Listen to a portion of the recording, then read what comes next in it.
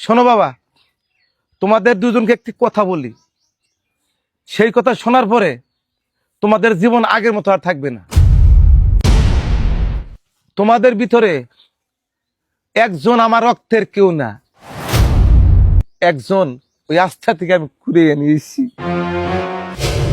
তাহলে বড় ভাই আমার ভাই না? তাহলে কি রুবেল আমার ভাই না?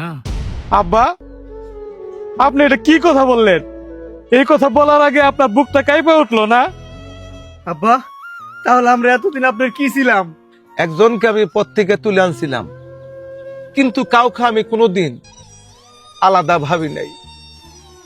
তুই হইতে পারিস, কারণ আব্বা তুই দূরে থাকলেও সবসময় তোর খোঁজ খবর বেশি দেয়। না, তুই আব্বা ছোট ছেলে, ছোট বলে সবসময় বেশি বেশি আদর পাস। তার মানে তোর চোখে আমি প্রতিদ্বন্দ্বী, ভাই না, তাই না? এই কথাটা তো তুই বললি, তুই হইতে পারস।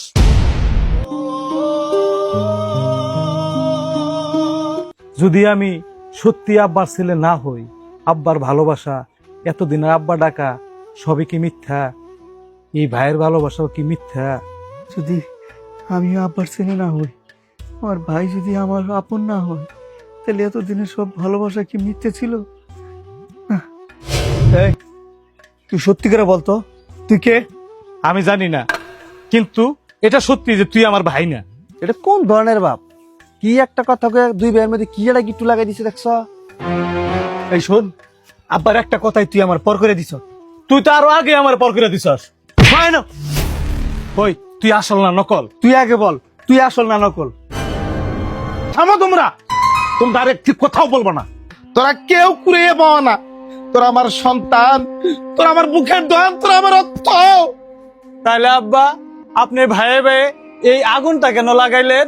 দেখতে চেয়েছিলাম রক্ত এক না থাকলে ভালোবাসা টিকে কিনা, কিন্তু আজকে দেখলাম তোদের ভালোবাসায় এতই দুর্বল, একটি সুন্দর কারণে তোদের সম্পর্ক ভাঙ্গা সুরমার। আব্বা ঠিকই বলছেন, একই ঘরের নিচে থেকেও আপন মানুষ চিনতে পারি নাই।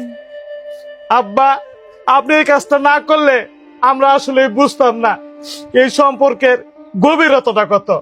রক্ত সম্পর্কে জন্ম দেয়, কিন্তু বিশ্বাস সম্পর্ক বাঁচিয়ে রাখে। কারণ সন্দেহ যখন ঢুকে যায়, তখন নিজের মানুষটাও অচেনা হয়ে যায়।